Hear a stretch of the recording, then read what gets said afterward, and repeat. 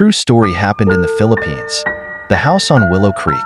The old house on Willow Creek had always been a place of whispers. It stood on a hill overlooking the town, its weathered wood and crooked windows, seeming to stare down at the unsuspecting residents below. Local legend claimed it was haunted, a place where shadows danced and unseen eyes watched from the darkness.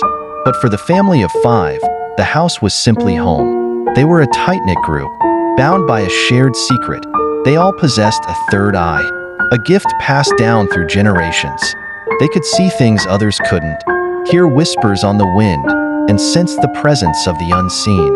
The night the power went out, the whispers grew louder. A storm raged outside, howling like a beast, and the house creaked and groaned as if in pain.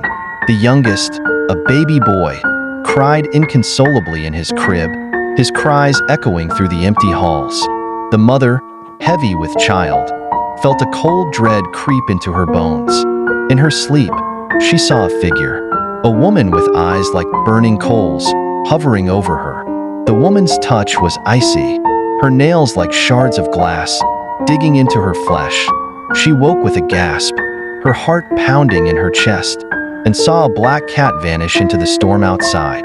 The oldest brother, restless and unable to sleep, heard the sound of hooves pounding on the wooden floorboards. He lay frozen, his eyes squeezed shut, as the sound circled the house, growing louder and more frantic.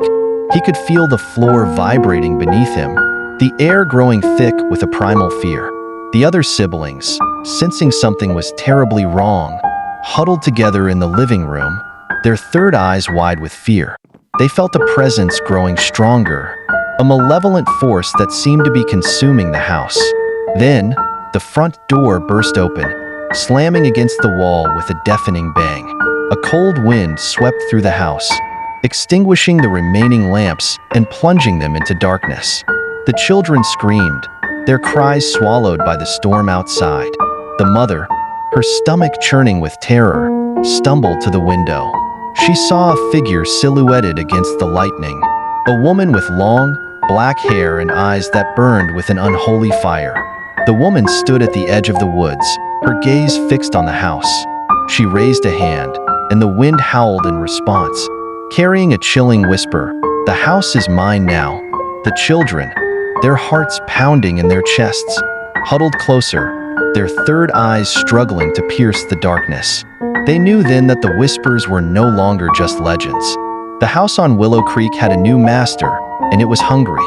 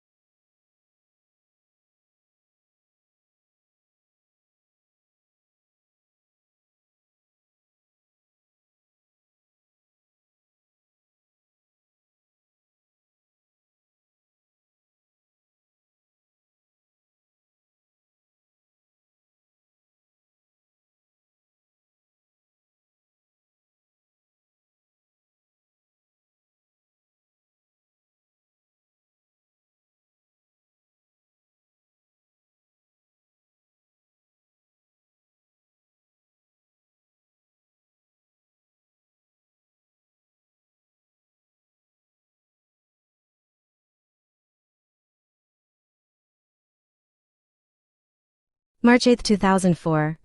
Our old house was half wood, half concrete with an attic. I don't know if you'll get it. All of us siblings have a third eye. We inherited it from Mom and her relatives.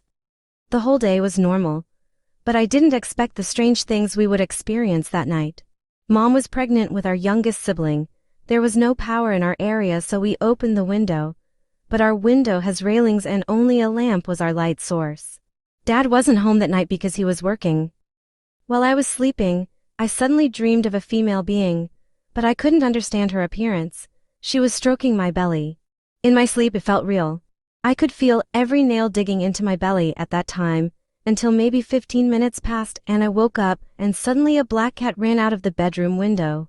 I looked at my belly. I was so thankful that nothing happened to baby. I got up and got some garlic from the kitchen and a knife to keep beside me while I slept before I went back to sleep.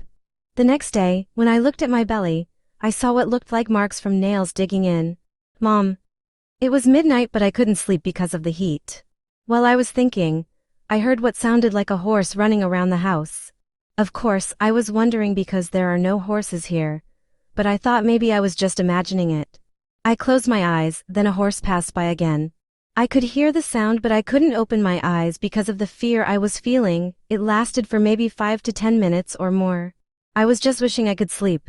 I forced myself to sleep and I didn't really open my eyes until I woke up in the morning. Kuya. That's all for now. Sydney.